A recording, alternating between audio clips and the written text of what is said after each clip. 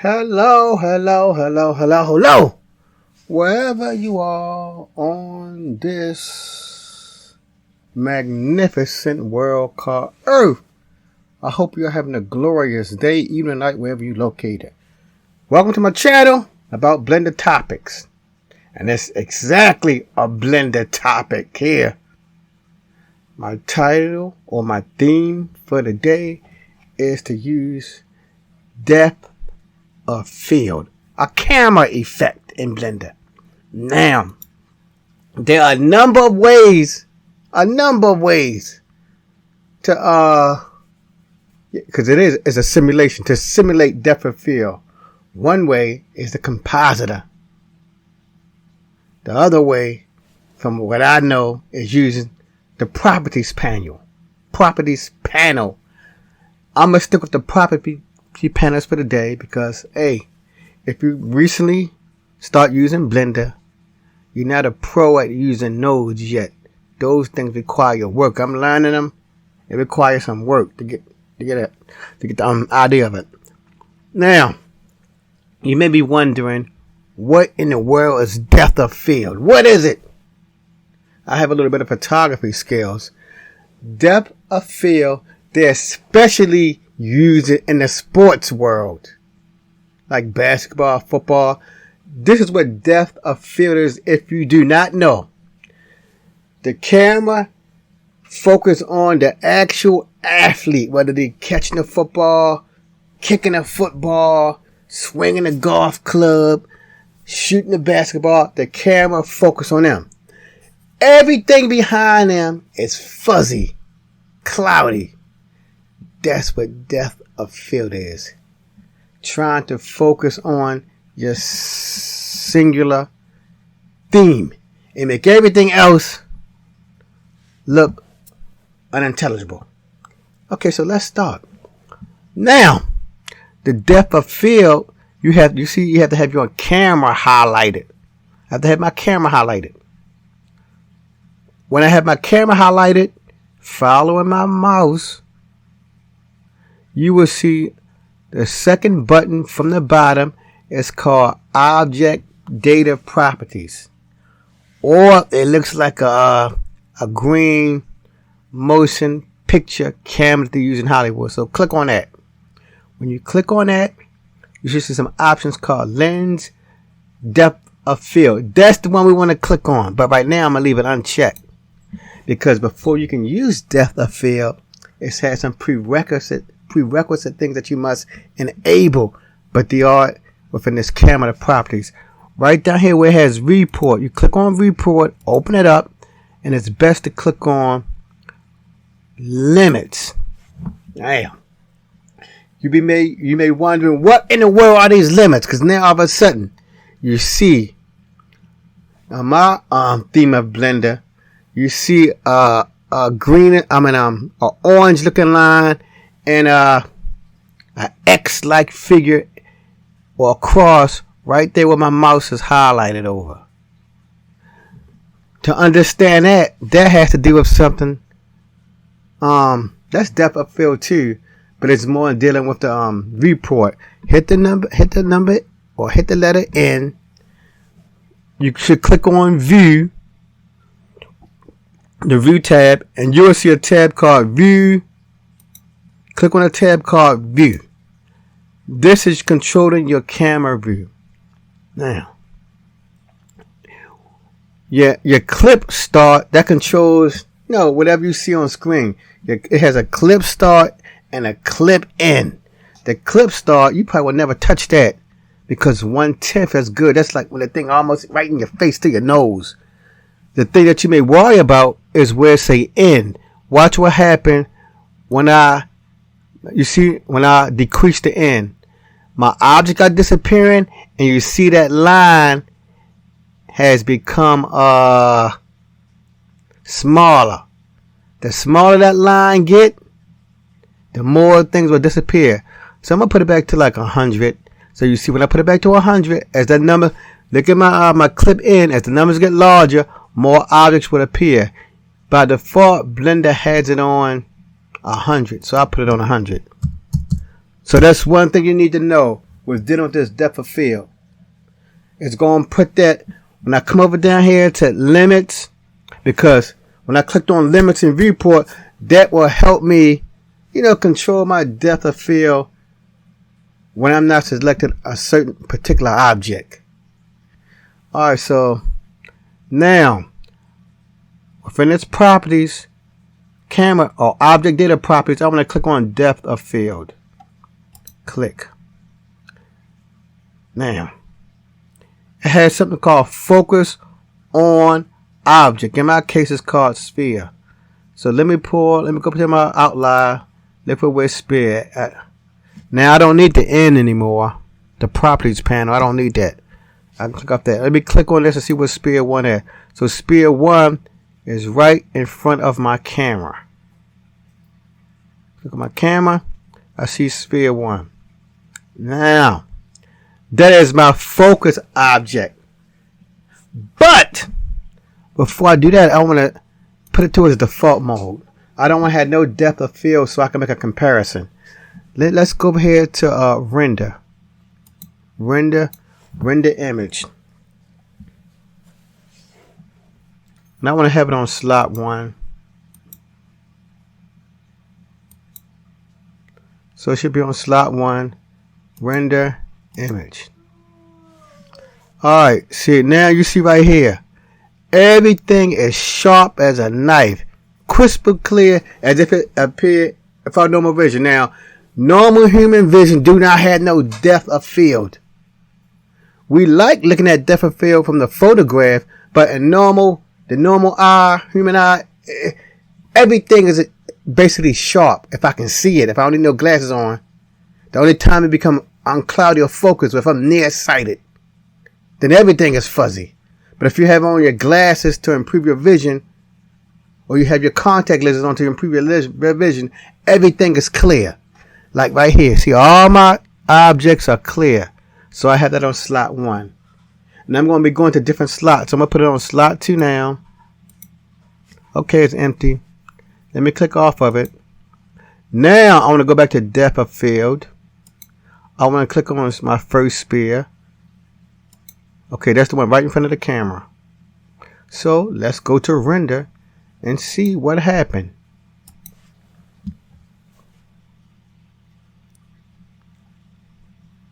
Now, here's the thing in front of my camera. Is focus on that. So this is the easy part of using the depth of field. When you select that object, as you notice, all my other objects have that fuzzy look, and we can make a scientific comparison, scientific data. I go to slot 1. Look how clear it look in slot 1. Let me go to and look at my principal object right here, where my mouse at. Let's click on slot 2. We see my principal object that I'm focused on is sharp, and all my other objects have now become a little bit out of focus, or has a depth of field effect to it. So that's slot 2.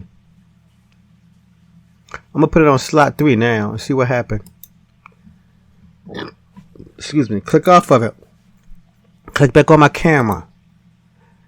Now, right here in the camera, I'm going to click on something called aperture. That will also control your depth of field. I'm not going to worry about blades or rotation or ratio. I might get into that later. I'm just going to reduce my depth of field down to 1. I should say 0.9. 9/10. Let's see what happened. It should be in another slot now. Slot 3.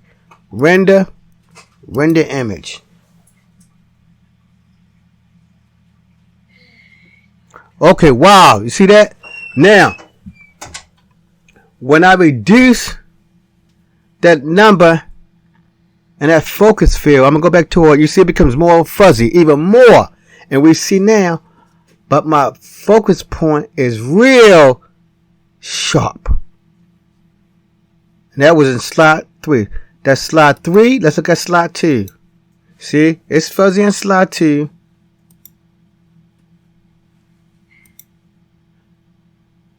It's fuzzy in slot 2. But slot 3 is even more fuzzy. I'm going to put it back in slot 4. Alright. So my f-stop, the lower the number in your f-stop, the more distortion effect it will give to your image. Let me hit Control Z to see what the original value was. The original value was 2.8. I'm going to put it to 1. And I'm going to leave it there. I'm going to leave it at 1.5. I'll leave it there by default. Now I want to choose the image in the back. I'm going to click on my little figure in the back. Go up into my spheres and see what number that is. That's number 7. So I can click on my camera now and click on number 7. I'm going to go to, before I go to render, I want to make it render faster. Okay, I do have it on render 16, report render 16, so that's good. I can leave it right there. So let's render it now and see what happened. Okay. Now, so we just now saw, I chose, this is slot number 3. Here's slot number 2. Slot 3. Now I chose the image in the back.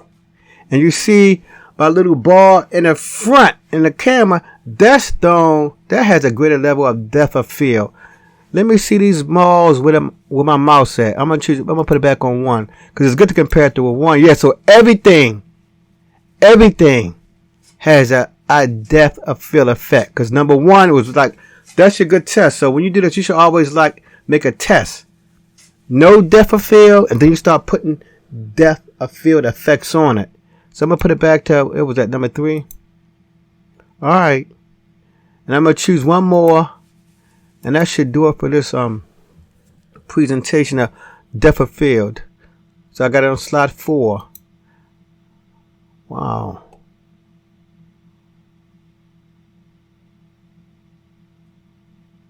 Okay. I want to choose a 1 right here. Over here on this, I'm going to choose this one right here. That's number, I think I chose 5. Let me choose this one right here. That's number 1. So I'm going to click on my camera. And click on my camera. Click on object properties. I want to choose, what number is this? Number 1. Click on that. I want to choose number 1.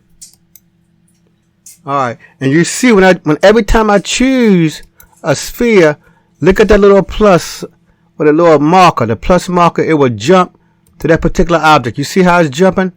To wherever I choose, it's jumping. Let me see if where's 7 at. See, it jumped way back. So that's the benefit of choosing, choosing one. I call it a self-induced. Self-induced. I'm going to put it on sphere 1. Let's see. And then I'm going to go over the last part of this. Let's see. I want to render this image. That should be in slot 4. Okay. So I chose that one. I think I chose. Let me see how this look through my camera. Oh. Okay. So I don't see some of these things. Which one did I choose? I chose this one right here. So let me do the rendering. Let me see. Yeah, that's number 1, what I have highlighted. Render image. Okay, see, number 1 is look sharp. Real sharp where my mouse is at. That was sphere 1. You remember I said always use, when it didn't have depth of field, use that as a reference. My slot 1, no depth of field effect. That's my reference. So I see that. And I also see, when I go to slot 4, this little sphere behind it has a depth of field effect. And the one in front, it has the effect on it more. Alright, so let's go into the last portion of this. With this, choose my camera, zoom out, get back on this. Now, I chose a focus object. But sometimes you don't want to choose a focus object. You see right beneath it has something called focus distance. To use focus distance, you have to click off of your object. at. And your focus distance will control that little crosshairs. Watch when I move it. You see that? Now you have control of the crosshairs. I'm going to leave it right here and see how it looks. I'm going to put it right in front of the camera. Let's see how it looks when it's basically touching the camera. I should have moved that to another slot, but render image. So let's wait. Oh, see?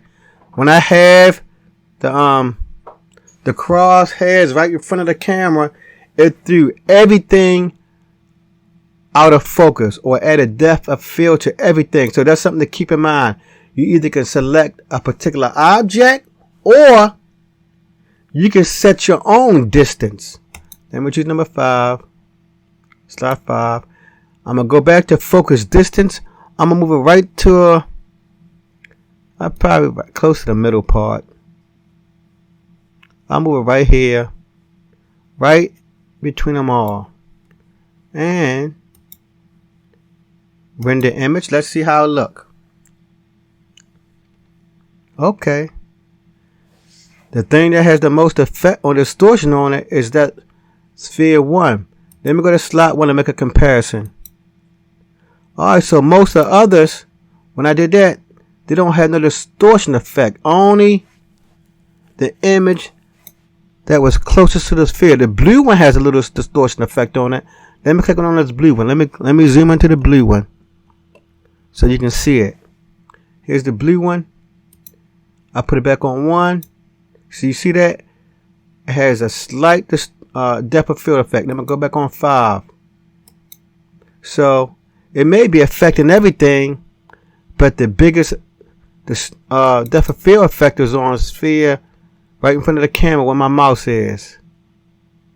So let me go back to number 5. Alright, so that's it, my good people. Thank you for watching this video on depth of field using the properties panel. You don't have to struggle using a compositor, but as I stressed out, it's good to use the compositor because Blender and many other 3D packages, they are going more node based. So whenever you make a rendition, throw a little node in there. You don't gotta do a lot. And you know, when you start throwing a couple nodes in there, you'll get more and more advanced, like I'm becoming. Before I go, I always say, never give up on Blender. Never. I'm over the age of 30. I discovered Blender when I was in my I'm over the age of 30. I discovered Blender several years ago with version 2.76. I still love it and I still work with it every day. So I haven't stopped, so you don't stop. There's many people rooting for you. The Blender artists, they rooting for you. The Blender Foundation rooting for you. And the founder of Blender, what's his name? Tone Rosenthal. He's rooting for you. And Blender, they love the Blender community so much that they always have like a new update every 4 months. So don't stop. Until the next time, Blender family, peace.